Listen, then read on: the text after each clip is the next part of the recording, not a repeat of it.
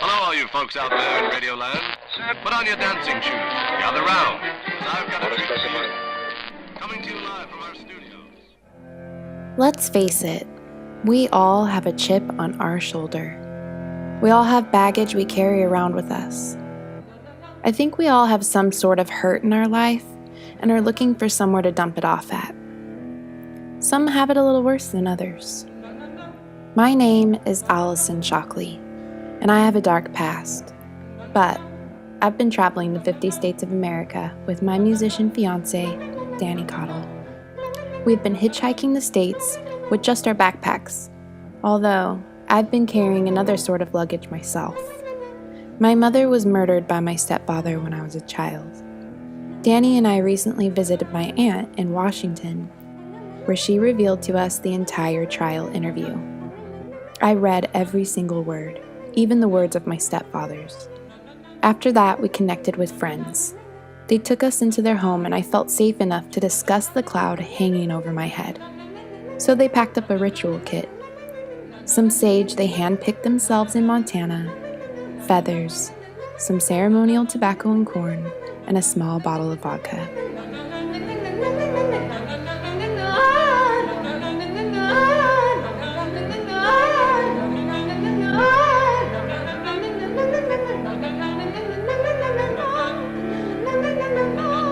From their home, we headed towards Idaho. We flew a sign at a truck stop in the middle of nowhere. My heart grew heavier and heavier as we neared closer to sacred Indian ground. We spent most of the day trying to get a ride until Jeremy came along and picked us up. Turns out he was a friend of a friend's, of Danny's. Small world. This footage is very old. I waited this long to share this part of our journey with the world because I was afraid to be this vulnerable. I was afraid of people thinking like I'm crazy. But I guess it's a little late for that. And now that I've taken a step back from our tour, I realize that this is what I need to do.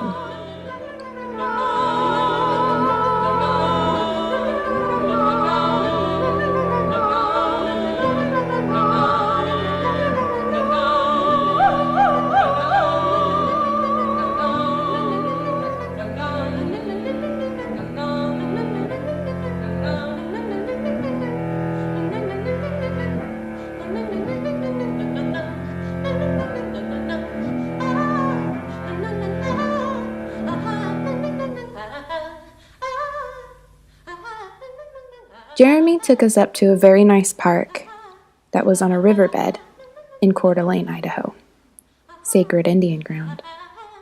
We hiked in, and that's where our ceremony began.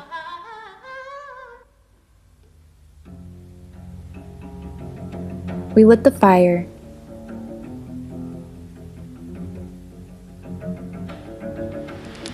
took some memorable photos,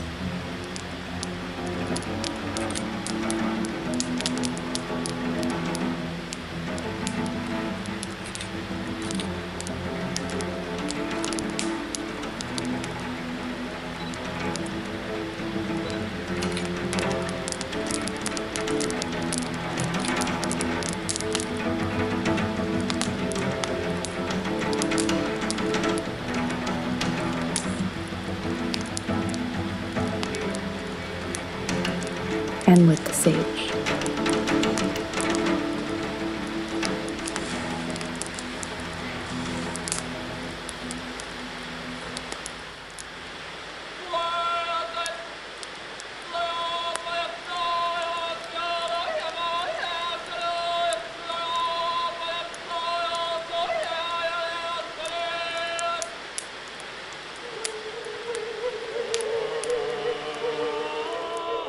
After we scattered the corn and tobacco, we laid our heads down and began to meditate.